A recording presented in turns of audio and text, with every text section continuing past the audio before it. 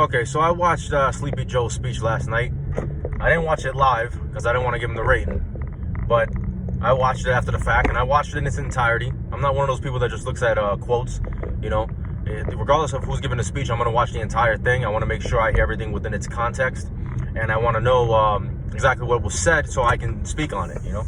So anyway, I listened to this guy drone on about what happened during the last year, during this so-called pandemic. He's talking about all the people that we lost and yada, yada, yada, yada, yada. And it's like, bro, we lived through it. I don't need to relive through it. I don't need to live through it again, right? We all lived through it. We all know what happened. We don't have to, you know, he starts pulling on people's heartstrings and everything. Typical what Democrats do, typical what liberals do. But anyway, he basically goes on to blame the previous administration. He's talking about, people were denying it for months, and, you know, if we had just worn the mask. It's the same stuff they're regurgitating. Listen, nobody denied it. Nobody was denying it. What they were trying to do, what the Republicans were trying to do, what the previous administration was trying to do, they were trying to avoid those severe lockdowns. That's what they were trying to avoid. You know, they were trying to find ways around the situation, you know, while saving lives. But they didn't want to just completely shut down the economy, you know. That was the other side. You know, when he talks about all people suffering, losing jobs and stuff like that, and kids not being able to go to school. But the funny thing is, he doesn't mention who was the one that was implementing all of those policies. It was his party. His party was the Democrats that were doing it, that were implementing all of those policies that destroy people's lives. But he doesn't, you know, he doesn't say that, you know, and he was all for those policies. But, you know, typical politician doesn't want to take any accountability for anything that he did or his party did. You know, so he's just going to shift the blame to the other party or to the virus itself, you know. But meanwhile, you know, we know exactly what happened, at least the people that are actually paying attention, you know. So then he starts taking credit for the vaccine. And I'm laughing watching this because I'm like, bro, like, we all know the vaccine started under Trump. We know it started under the previous administration. We know about Operation Warp Speed.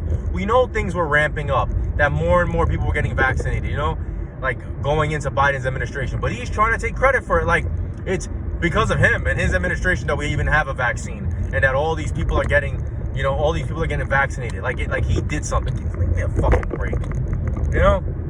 So then this guy's talking about how, everybody needs to get vaccinated. You know, we all need to get vaccinated. You know, he's not mentioning anything about the people that, you know, they don't want to get vaccinated for whatever reason. You know, how about the women? How about the women don't want to get vaccinated? I was told, you know, an old white man has no authority to tell a woman what to do with her body, right? My body, my choice. What happened? That's gone completely out the window. You know, it's funny too, these people that are skeptical of the government, all of a sudden, they're not skeptical anymore. It's like, for whatever reason, when it comes to this, we're supposed to listen to everything the government says. We're supposed to believe it and follow it, you know? These people just want power. You know, when is it going to stop? It's all about power. It's all about control. You know, and if you want to get the vaccine, you want to get the vaccine. I don't have a problem with that. That's your choice.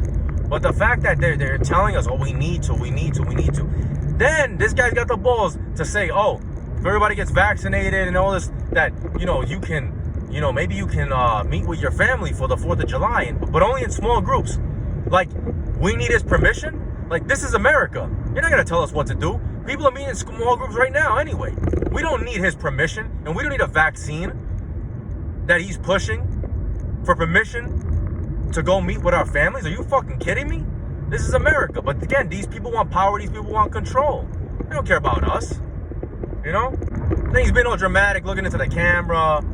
You know, then he's talking about Fauci. How, you trust Fauci, trust me. Man, fuck Fauci. This guy's flip-flopped. He's been wrong before. And how come he's the only voice that we have to hear from? Why is he the end-all be-all? Why is he God? I don't understand how we can't get anybody else's opinion. You know, when you go to a doctor, you know, they give you an opinion on something. A lot of times, when it comes to something serious, actually, people get a second opinion, right? What happened to that? That's gone completely out the window. No. You got to listen to everything that Fauci says.